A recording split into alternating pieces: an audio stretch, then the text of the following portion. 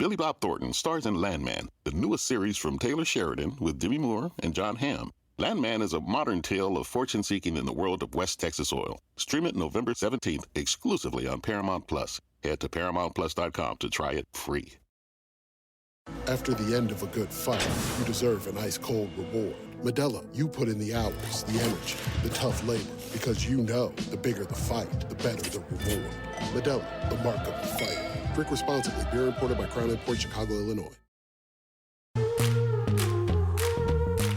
Welcome back to Heaving Bosoms, the podcast where two best friends recap romance novels while cringing at the phrase making love and encouraging characters to just be a Yoda already.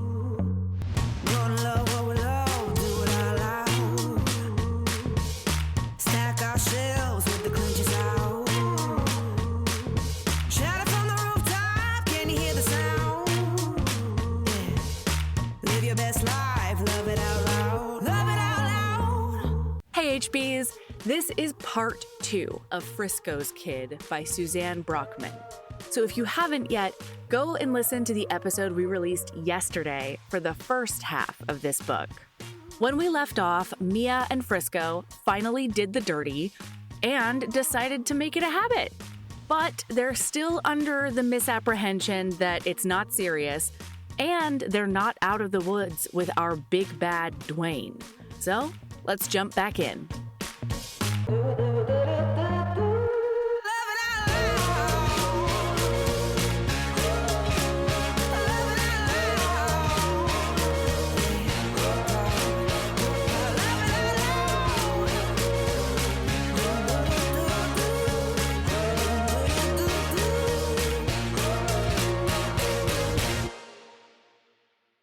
By the way, so this night, she realizes that she is falling deeply and hopelessly in love with this man.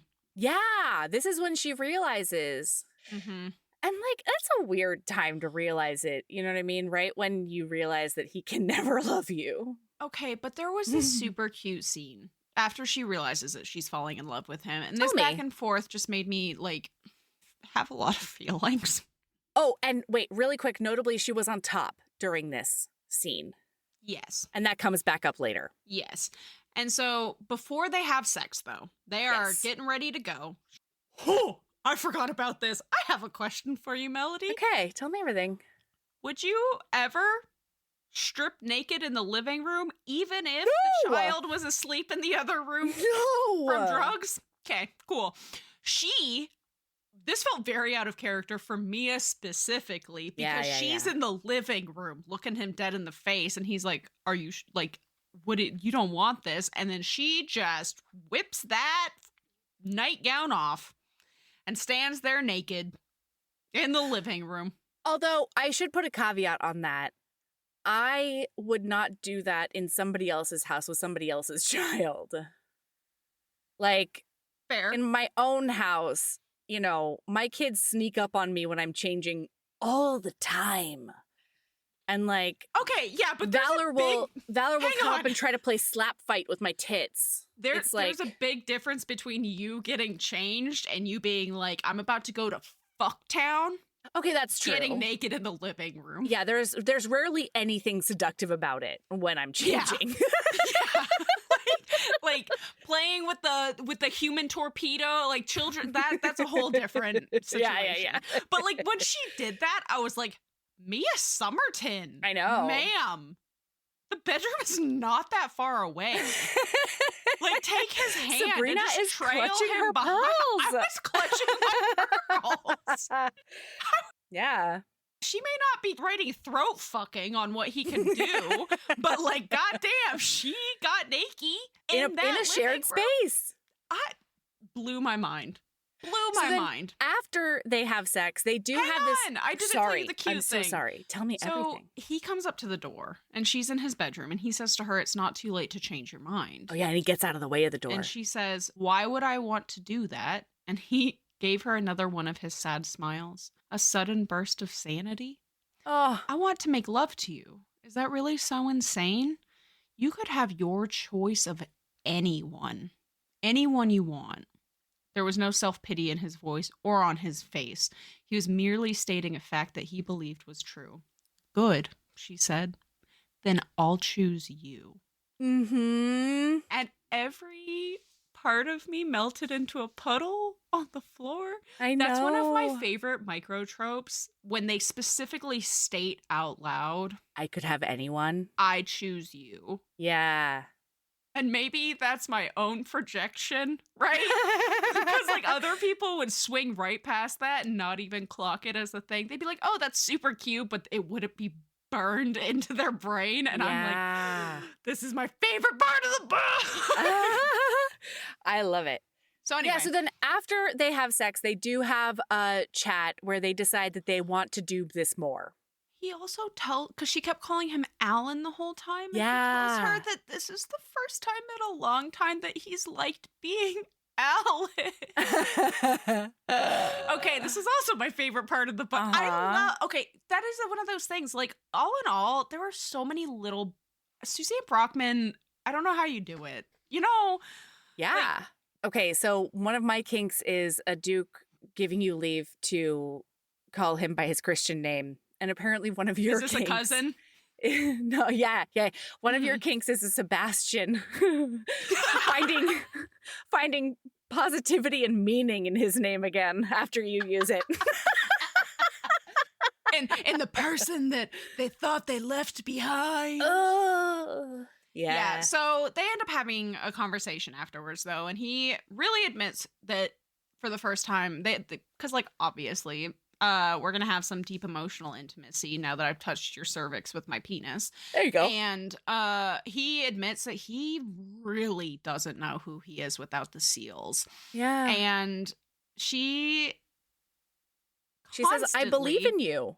Through this entire book says, I believe in you. Maybe you can accept your limitations. Like, she is so supportive. She says, yeah. And in this case, the takeaway that he gets is, I believe you can win. Mm-hmm. And so she leaves the room thinking that they've just had this wonderful, earth-shattering conversation in which he realizes that he can win without becoming a Navy SEAL again. And he leaves that conversation thinking that Mia agrees the way to win is to become an active Navy SEAL again. And if he can't, she's not going to be interested in him at all. Yeah, he's like, I want my happily ever after with Mia, which means I have to be a SEAL again. Would she even want me if I fail? And meanwhile, she's like, he's never going to be a SEAL again. That's and great. I love him despite that. No, you know what I mean? Like that has no impact on. Like, I'm proud of him for realizing that he cannot do that, and that doesn't decrease his masculinity or worth. And I would just like to make the comment. So I'm not a huge fan of the miscommunication trope, right?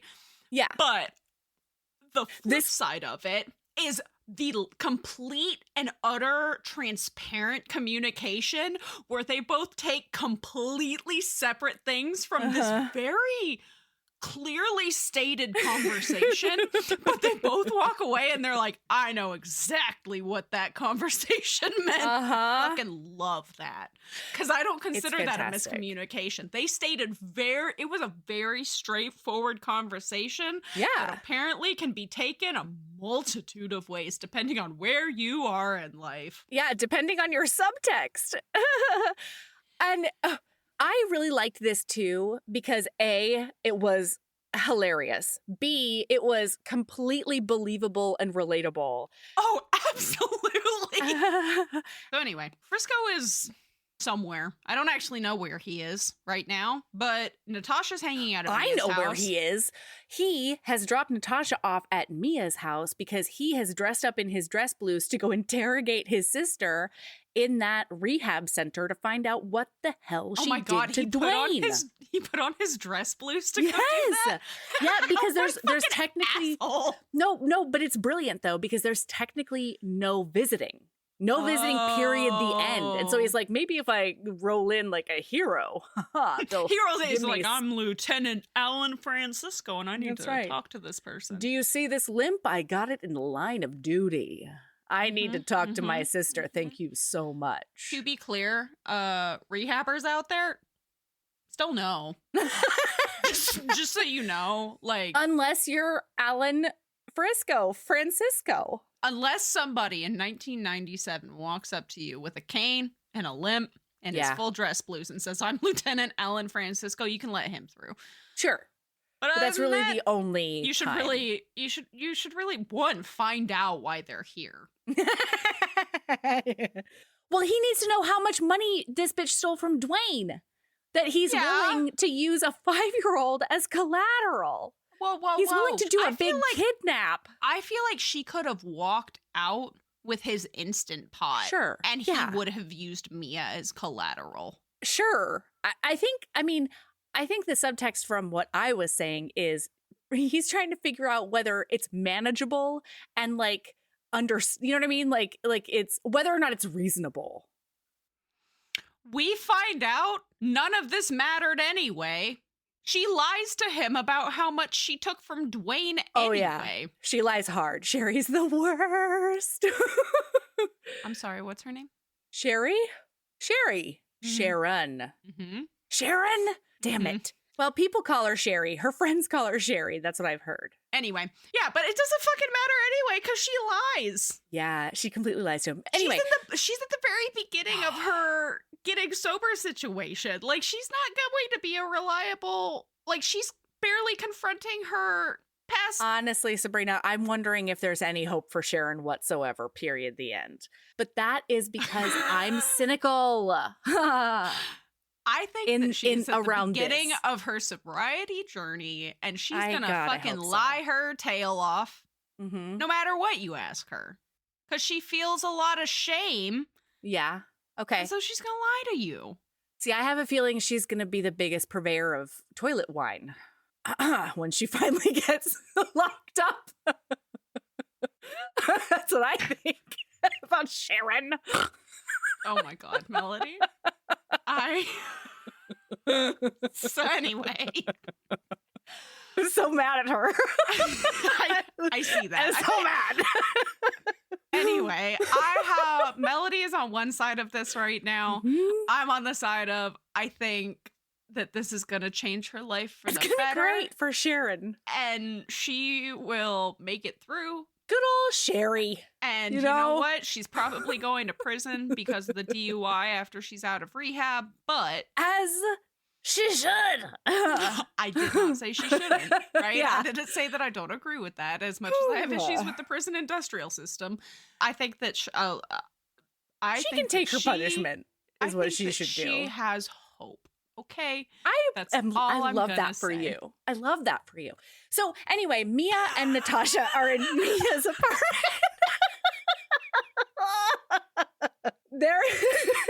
They're in Mia's apartment because Frisco specifically asked Mia to keep Natasha over there. He said it under the guise of like, then we won't be like, putting you out too much. But then once she sees Dwayne coming into the parking lot and then coming up the stairs to knock on Frisco's door, she's like, oh shit, maybe it's also because he thought there was a good chance Dwayne would show up.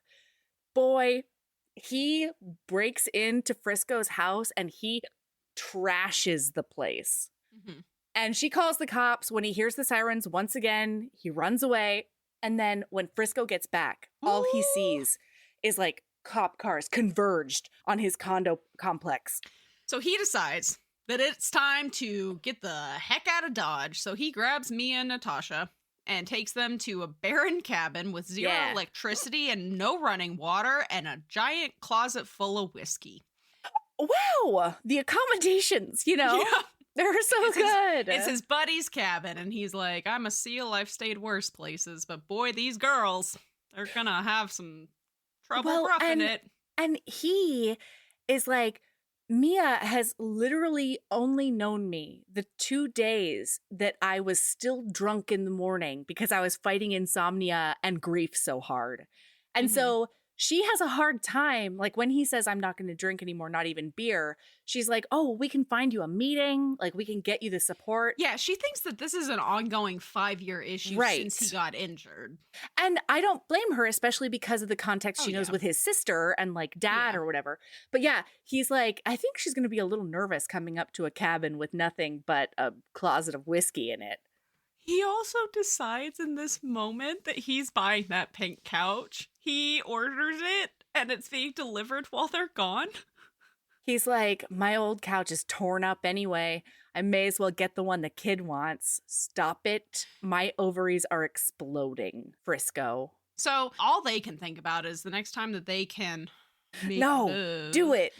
And Natasha is in her room and they suddenly realize, oh my God, there's no TV. And Natasha comes out and is like, I can't sleep. So he goes in and he's like, you don't need the TV. Just listen to the sounds of the outside and the cabin and listen to like your ambient noise to help distract you and fall asleep.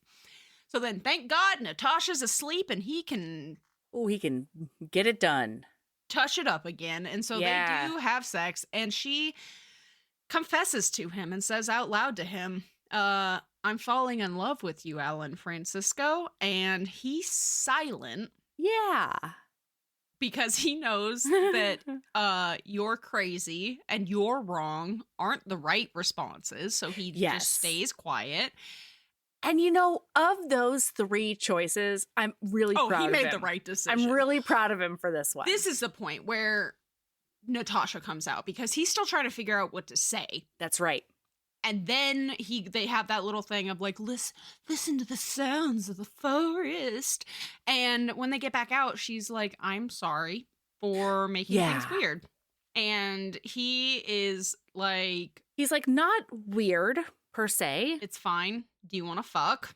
And they do go fuck. But he also can't stop thinking about how he's been lying to both her and himself.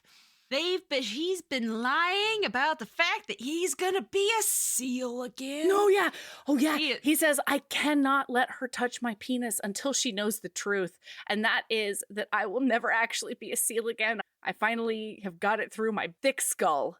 Mm-hmm. And so he tries to come out Alan to her. Francisco, the civilian, not Lieutenant Frisco. Yeah. And she's like, I know. Well, and the funniest thing to me is he's like in his head, he's like, would she love him still like that? How could she love him like this when he doesn't even know himself? And I'm like, Alan, she knows. Yeah, she's known the whole time, bud. She's told you to your face multiple times, everything. And I understand that you need to take time. Of course. Accept your own limitations, right? And it's not even limitation. You need accommodations, buddy, and that's okay. It's just the next chapter of your life. That's it. It's fine. And I also understand this. Yeah, but I also understand his side, right? Oh yeah. And that's the thing is, I get it. Yeah. Yeah. That's why I'm making fun of it. I know. He's such a sweet bear, buddy. But also, sit and think about the words that she has said to your face, and you don't, and she's not a liar. Yeah. So, well, and think about your very human body. I'm so sorry to break the news to you that you do have a human body. You are actually not a paranormal creature. You're paranormal in so many ways, except for that human body. Mm-hmm. And paranormal at heart, human at body. And that's okay. That knee is never coming back, bud. So anyway, she's like, I know. And I think that there's still a next chapter for you. No. I think you can know. They don't have this conversation right now. Oh, shit. They do instead just fuck it out. Because he's on top and she's worried. She's like, I don't want you to get hurt. And he's like, I need you to trust me that when I tell you, if I'm hurting, I will say something. Yeah. And so she does, and they have sex, and then he starts to say something, but she's already fallen asleep. Okay. And when they wake up the next morning, Natasha's outside playing.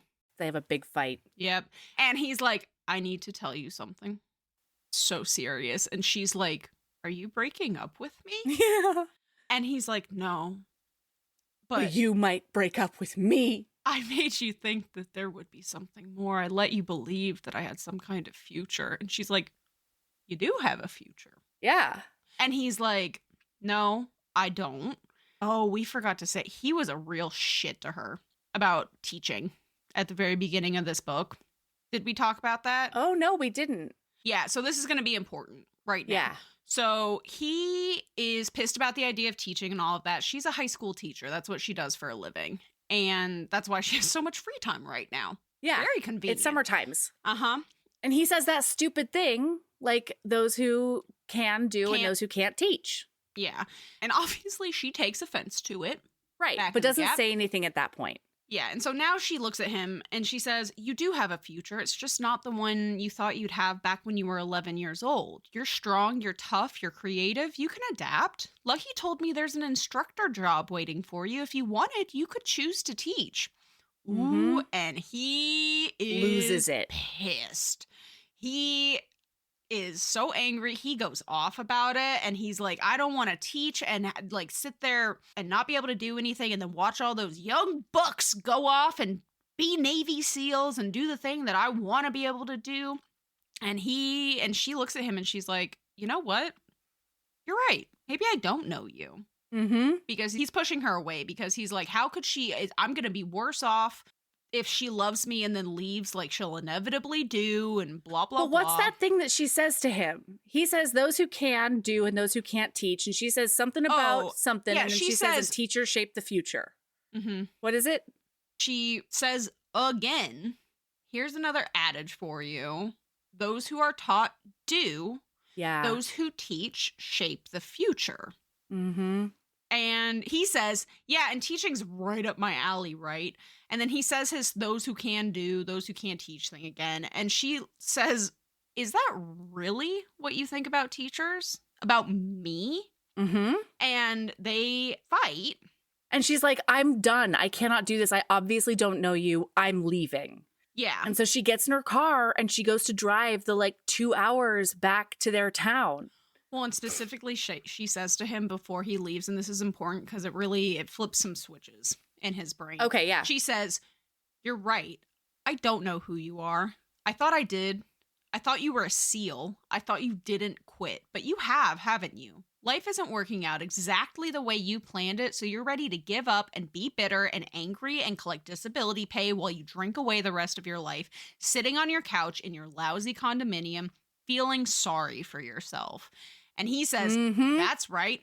That just about sums up my big plans for my exciting future. And then it says she didn't even say goodbye. She just walked out the door. Yep.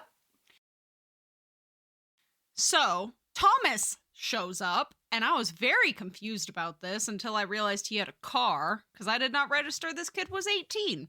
I was not really sure how old Thomas was this entire book. I just knew he was a teenager. And Thomas is the best. That's a wide range of ages. Indeed. But he does show up, which kind of surprised me. I was like, you had enough time to tell Thomas where your secret liquor cabin was? No, he set this up before. He said that the girls were going to hang out at the cabin and Thomas was going to come get him and take him back to town so that he could deal with Dwayne by giving him 1,000 of the $5,000 and telling him that the rest would pay for the damages in his apartment. Oh. Yeah. That makes so much more sense. Yeah. So Thomas shows up and boy, he gives him Frisco the talking to that Frisco needs. Thomas is the best. He keeps on being like Lieutenant Dumbass.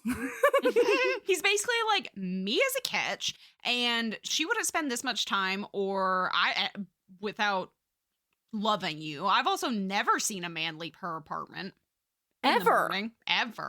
So clearly she cares and gives him an old talking to. And then Frisco looks at him and he's like, why are you telling me this? Because you don't seem to realize what was directly under your nose, Uncle Blind Man. Frisco used his crutches to propel himself away from the kitchen counter, his movements jerky. I do know. You're wrong. Maybe. But one thing I'm right about is whatever it is you're scared of, whatever you're hiding under your anger, it's nothing compared to the fear you should be feeling about losing Miss Mia Somerton. Be afraid of that, Navy. Be very afraid. And I loved this because Frisco's like, I was exactly like you, dumbass.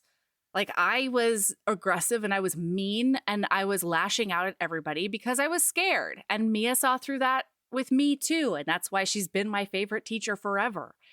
And like, if you have that romantically, you dick nose, don't give that up. What are you doing? Don't push her away. It's great. So anyway, then he takes Natasha down to the crick. Thomas does. Yeah. And Frisco's having a moment. He's looking at that whiskey, confronting his life, his choices, himself, his future, his past, everything. Like, he's having a moment. Mm-hmm. And Mia leaves. She immediately regrets leaving. Yeah. Because she thinks to herself, Mia knew Alan didn't love her, but if there was ever a time that he needed her, it was now. And she'd let his angry words hurt her.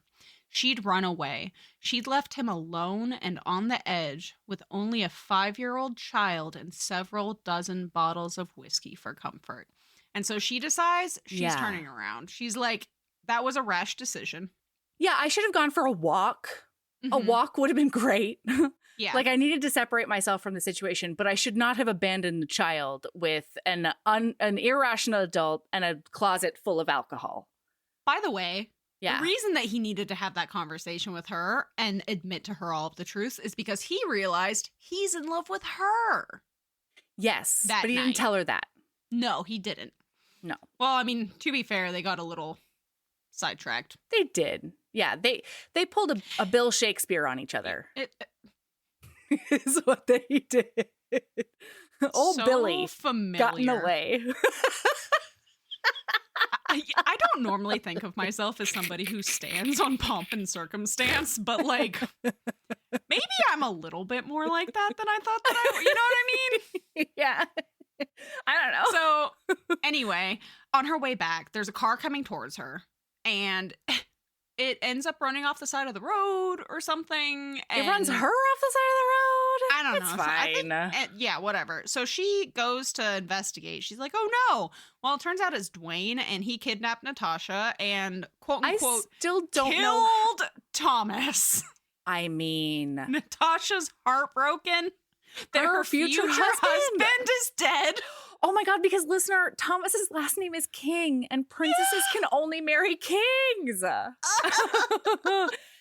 I cannot. Anyway, so I still cannot tell you how Dwayne found out their location and I whimsied it hard. Hard. So please don't come here for answers. I don't care. Nope. And then then Dwayne takes him. He absconds with both of them. Yeah. And then what's his nuts? Sebastian goes to find where Natasha and Thomas are. Because it's too quiet. Yeah. And so he goes down to that crick and he finds Thomas like doing a big wooze and a bleeding from the back of the head number on the ground. And then he decides it's time to call in Alpha Squad. He's got to call in the boys. He can't do it alone. And I was fucking cackling because he calls Joe and he's like, I need you. And Joe he's like, I need Alpha Squad. And Joe says, how many guys you need? How many you got? How's all 7 of Alpha Squad? And then Joe calls and he's like, cancel Alpha Squad's flight out. Our training mission has been delayed. He glanced up at the cloudless blue sky. Due to severe weather conditions. Unless otherwise directed, we'll be off base as of 1600 hours, executing local reconnaissance and surveillance training. And I love how ride or die all of these guys are for each other. I do too. He calls and he's like, I need you. And Joe's like, we're all coming now. Yeah. So this was the moment that you thought there was going to be some shenanigans and malarkey and you were excited about it. No. I mean, yes, but yes. No. Okay. They're all in Frisco's apartment. Okay. With the pink couch. It's there now. It's Command Central. And this is the moment I had forgotten. Like, somewhere in my head, I was aware that this was happening in the 90s. Okay. And this is the point where I got slapped in the face with the wet fish of 90s technology. Okay. Because, Harvard said, finishing hooking the computers and other equipment to Frisco's phone line. Yep. And then they're all frat house humoring. And then, so they figure out where Mia Dwayne is. and Dwayne and everybody is, because Dwayne he doesn't calls, know they have Mia right now. Oh, you're right. He thinks they only have Natasha. You're right. So Dwayne, whatever this is in reference to, it doesn't matter. So Dwayne has them at this fancy rich person house. Frisco ends up going and asking his sister, like, what the fuck? Why is I gave Dwayne the money? Why is he still after us? Turns out she took $50,000 instead of $5,000. And then I got slapped in the face again.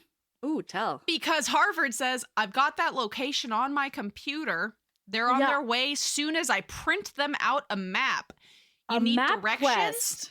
Kat was listening in. Tell H to send a copy of that map to the fax in my Jeep. Frisco stared at Joe Cat. You have a fax machine in your Jeep? Kat smiled. CEO privileges. Cutting edge technology, Sabrina. Cutting edge. Well, also, they have a very sexy, like, we know each other super well because our genitals have touched conversation, in which he... this is when that happens. Yeah, so he calls and he's like, I need proof of life. Like, give the phone to Mia, since now I know you have her. And Mia says, go get the money from my super rich parents. You remember my super rich parents? They live in, like, this area, which is where they are. And then be careful. Like, she they says have something two bodyguards who are armed. And so you need to be careful when you go talk to them. Yeah. This is all a coded message because he knows her parents are from Malibu. They are poor, though, in Malibu. Yes. Yeah. Anyway, and then he says, well, make sure that you and little what's-her-butt are really talking all the time. And maybe and she give needs her a cold bath. ice bath. Yeah. She's sick. Because of that fever. If she is a fevered, put her in an ice bath. And she's like, okay. So he wants me to put her in a bathtub. And he wants me to make a lot of noise with her. Don't stop talking. She's like, I don't understand why, but that is what I got from that code. And that's what I'm going to do. She also, right before the phone cuts out, she's like, I love you, Frisco. Or I'm sorry, I love you, Alan. And as the phone cuts out, he's like, maybe she does really mean it. Frisco, babe. Buddy. Come on. I mean, granted, he did yell at her and, like, super insult her entire vocation. So I can understand why. He's like, yeah, does she absolutely. love me though anymore? Did I fuck it up? Natasha definitely has a future in espionage because she freaks out the bodyguards or the guards so much by quote unquote vomiting water vomiting into the toilet, but really she just put water in her mouth and spit it up and made gagging noises in a theatrical manner. Yeah, and all of them were like, either espionage or theater. Indeed. Yeah, and then they do get there, and Frisco is in charge, and oh my god. Joe Cat has him going in. This was when I actually cried. This was rough. So Bob's one of the Alpha Squad, and he's told to stay on the infrared, and he makes a shitty comment about how that job's boring and a paraplegic could do it over the headset, and it gets real quiet and real awkward. And then I have the note, I'm not crying, you're crying. Because Frisco is accepting his limitations. So he's like, are you only sending me in to, like, give me one last chance at the field? Like, you're gonna let me play soldier one more time before my forced retirement? And Joe's like, well, and he says, you're gonna let me play soldier one more time where, like, I won't be able to get anybody really hurt. You figured you could babysit me, and the fact that I can't run and can barely walk without crutches wouldn't put the squad in that much danger. Kat respected him enough to not try to lie, but he couldn't bring himself to agree either. And then Frisco said, but still, my being there is going to put the squad in some danger. It's nothing we can't handle.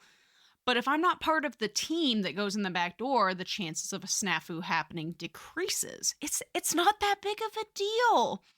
Frisco pulled himself to his feet. Bob, when we get ready to go, I'll switch with you. Yep. And he accepts because, one, he wants the people who are most likely to keep Mia and Natasha safe to be the ones going in to do it. Yeah. And he's accepted. He sacrifices his pride in front of all of his war buddies in order to save the two girls he loves most in the world.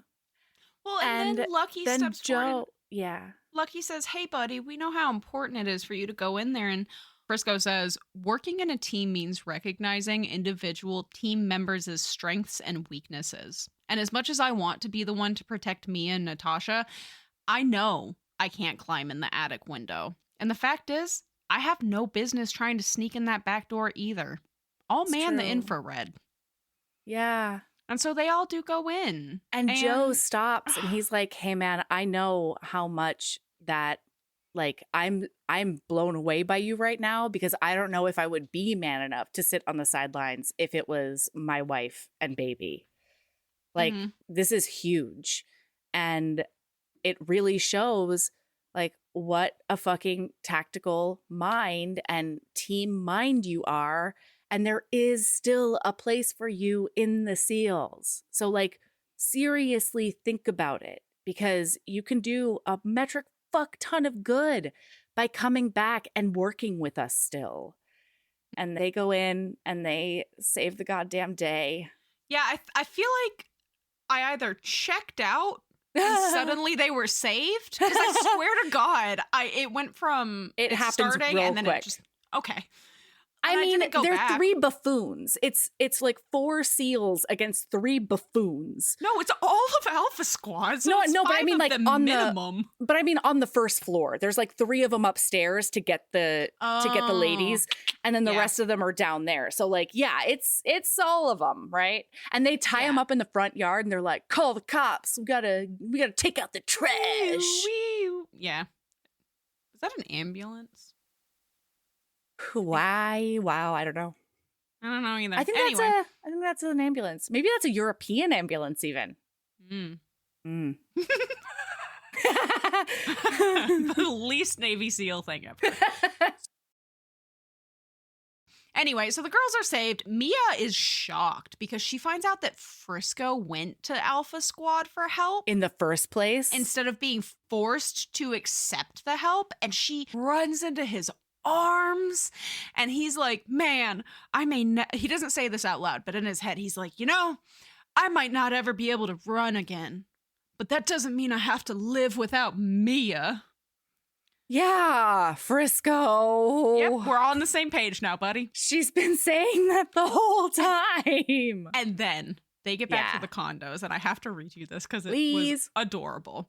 Because Natasha is distraught because they're like, yeah, we're definitely going to get Dwayne put away on murder.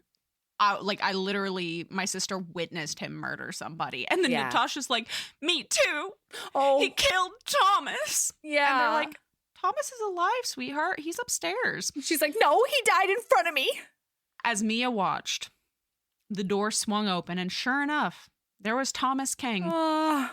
Tasha launched herself at him and nearly knocked the teenager over.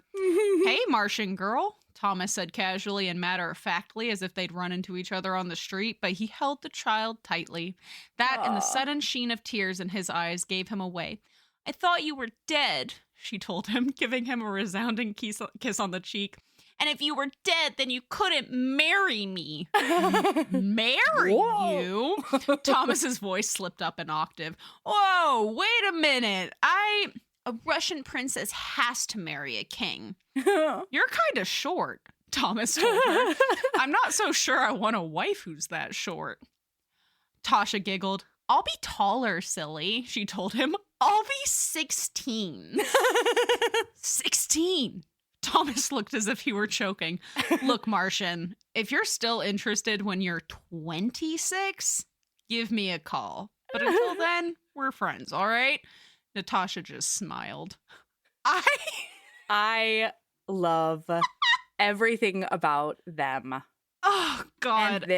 And they're together forever, and they find out for sure that Sharon has to go make toilet wine for a few years. And so they're going to have Natasha for sure for the next, several years, I think.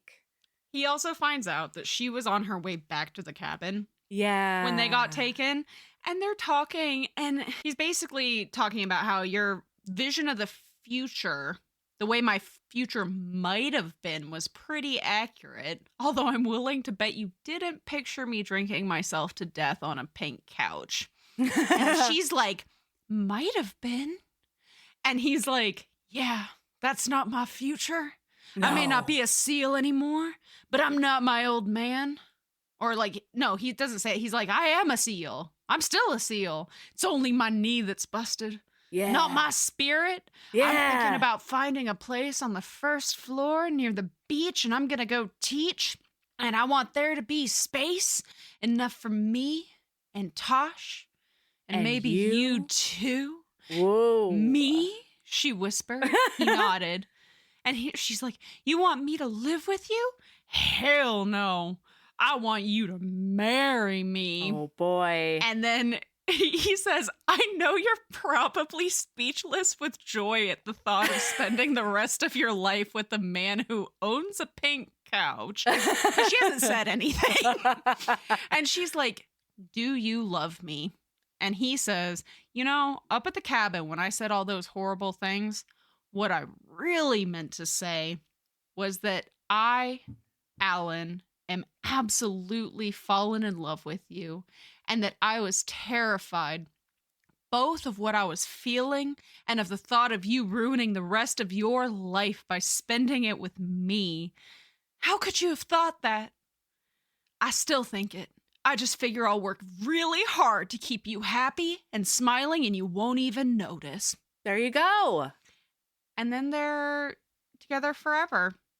And they kiss. And apparently he's whole. He's whole now. And he was before, really. He just didn't realize it. By the way.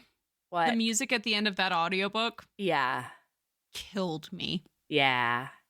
It's good stuff. Also, the most important part of this entire book is that the summary for King's Ransom, book 13 in Tall, Dark, and Dangerous is Childhood Friends to Lovers, the book that readers have been waiting for. It's Natasha and King and Thomas's. It came out in 2020. No the fucking book that way. Readers have been waiting for. And Frisco's kid, Tasha Francisco, was a strong-willed, independent child thrown into the temporary care of her Navy SEAL uncle, Alan Frisco Francisco. Years older, but still just a kid himself, Thomas King lived nearby. Tasha took one look and declared she'd marry him someday. Thomas wasn't quite so sure about that.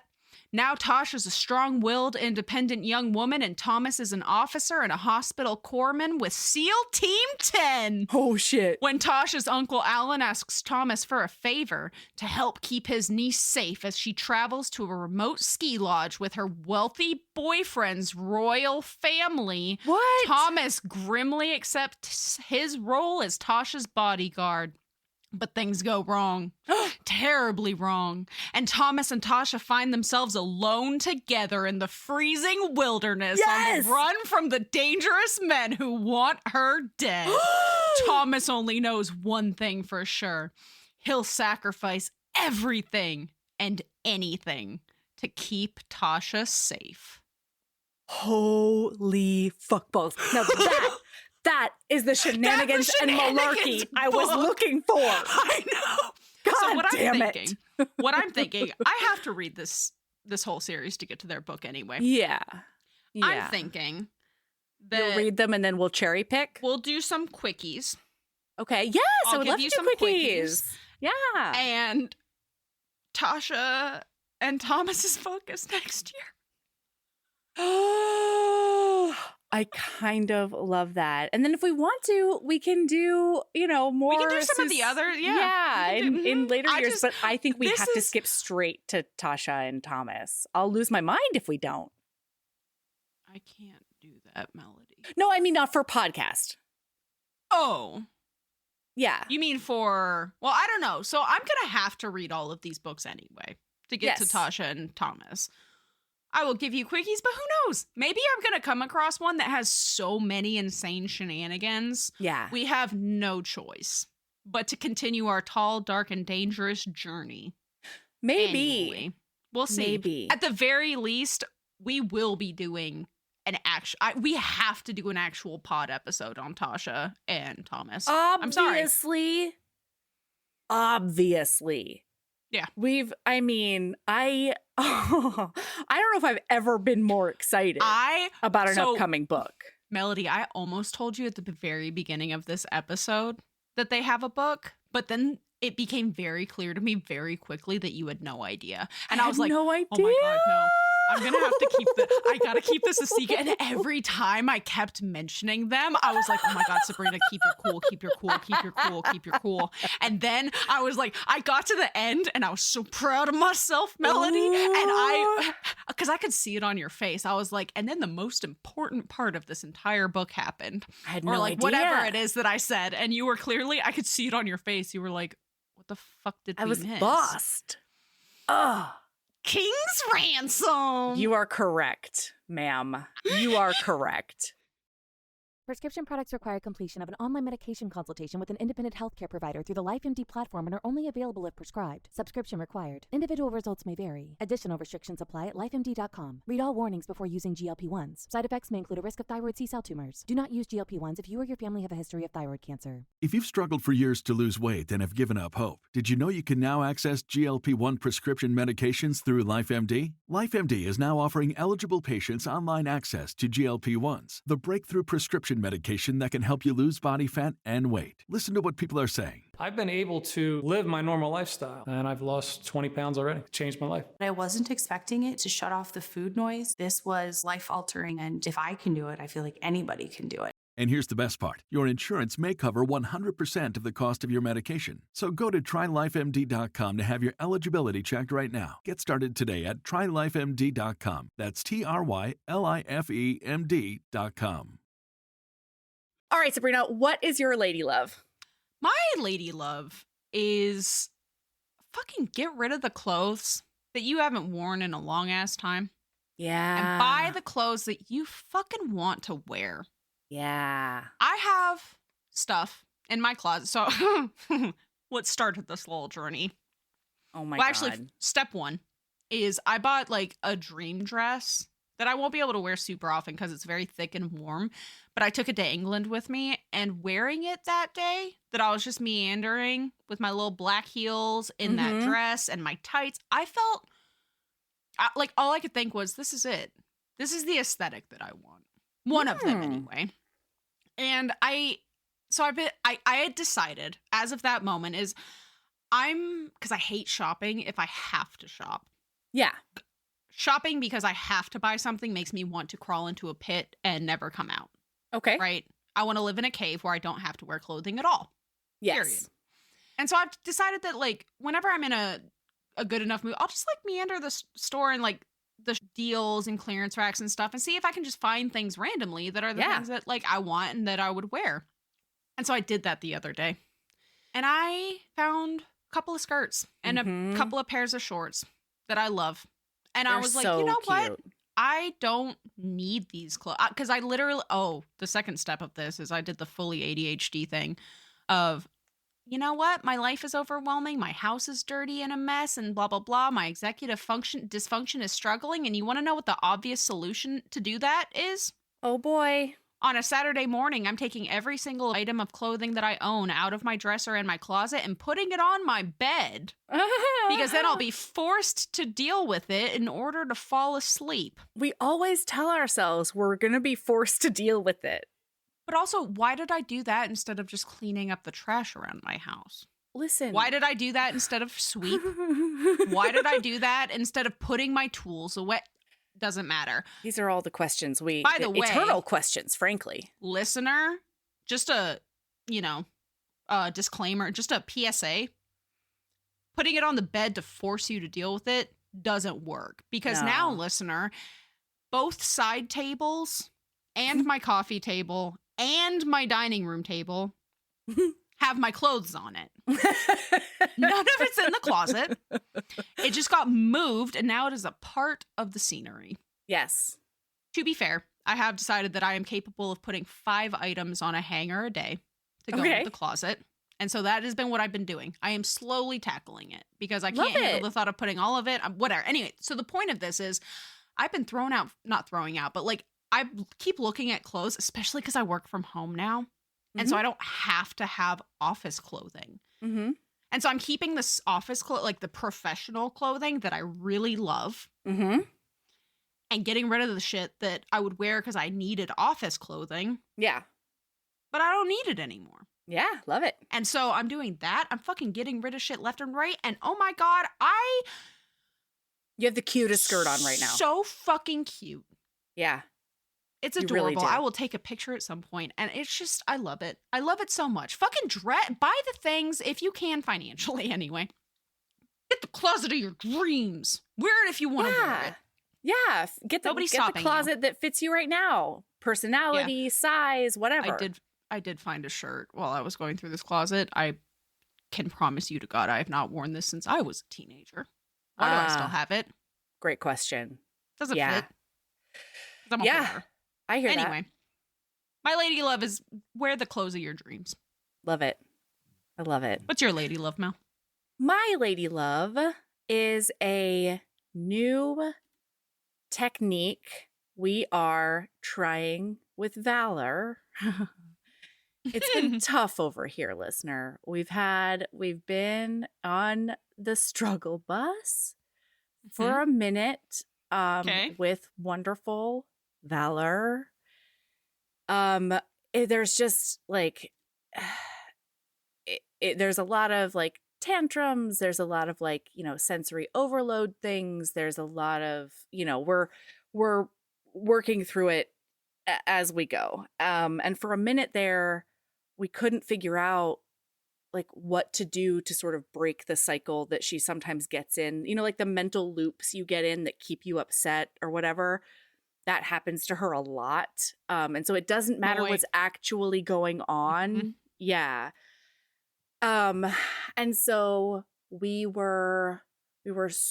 Michael was trolling like, autism websites and, parent websites and all the business. And lately we have been offering her like ice packs when she gets really, really upset. So one of them is like just a bag of rice basically. And we put it in the freezer. And then when she's super, super upset and it's really hard for her to focus on anything except the mental loop that she's in, we offer her an ice pack and we have her hold it against her chest so that it sort of brings her back to her body. And it allows her to like focus on something that is outside of her head and her emotions and all of that. And I'm like, I don't want to jinx anything, but it has been really effective so far. Even to the point that she felt herself getting really wound up the other day about, whatever it was that she wanted to mix the barbecue sauce into the chicken and not have it mixed for her. Like it can be the smallest thing that you don't even think about, right? Mm-hmm. And so she felt herself getting really, really wound up. And Michael was like, okay, she could like hear the tone of voice where he's like trying to talk her off a ledge before she gets there. Mm-hmm. And she looked at him and she says, Dad, may I please have my cold thing?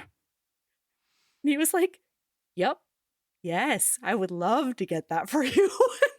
And she just held it there and she like worked through her shit.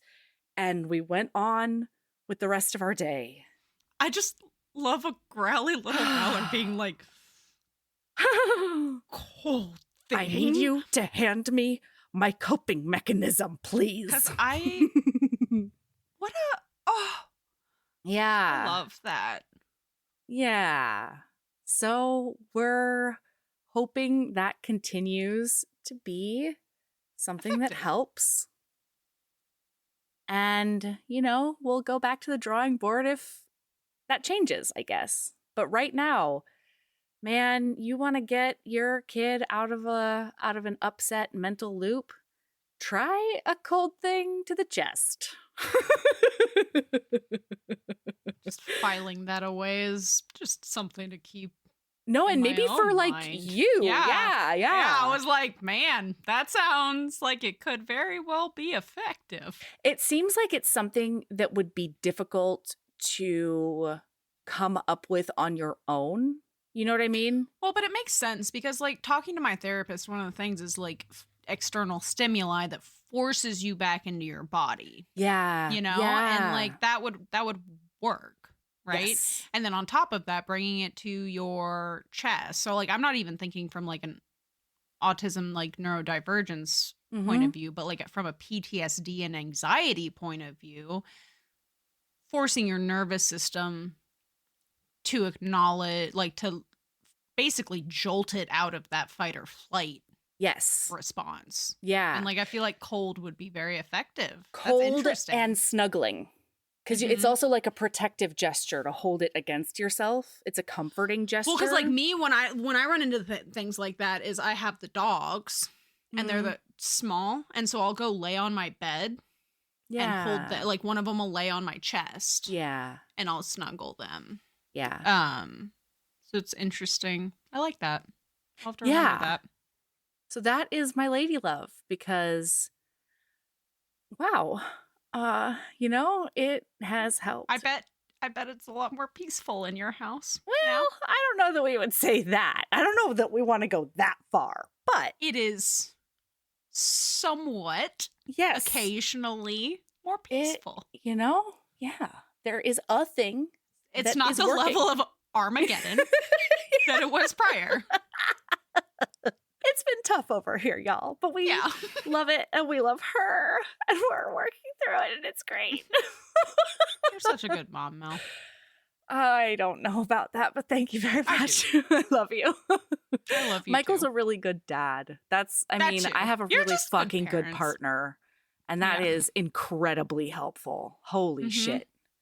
He gets cold ice packs. God damn it. I'm sorry, bags of fries. He makes you realize things about yourself via forehead kiss. Yes. Really, there's nothing that man can't do. I know, he's so multifaceted. Multifaceted. He contains multitudes. Yeah. All right. Keep being a badass. And love yourself as much as you love a shenanigan. And a malarkey. Just a little bit of malarkey. And a check that got written 20 years ago being cashed in 2020. And maybe in 2025 on the Heaving Bosoms podcast. On the Heaving Bosoms podcast. We don't know. Cha-ching. All right.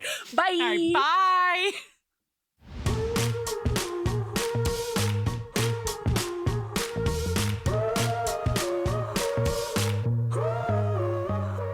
Hey, thank you for listening. We'll be back next week with Bull Moon Rising by Ruby Dixon. That's right, we decided to treat ourselves. Heaving Bosoms is produced by us, Melody Carlisle and Sabrina Bradley. Editing is done by me, Melody Carlisle. Our theme music is by the incredible singer-songwriter Brittany Fonts, and our art is by the ultra-talented author Kate Pryor. If you like our show, remember to follow us on your favorite podcast app, rate us 5 stars, and leave a review. That one small action is a huge way to help the show. If you want to get in touch with us for advertising inquiries or anything else, you can email us at heavingbosomspodcast@gmail.com. If you want more of us, visit patreon.com/heavingbosomspodcast. You can also find us on Instagram at Heaving Bosoms, on TikTok at Heaving_Bosoms, and in our Facebook group, the Heaving Bosoms Geriatric Friendship Cult. See you next week.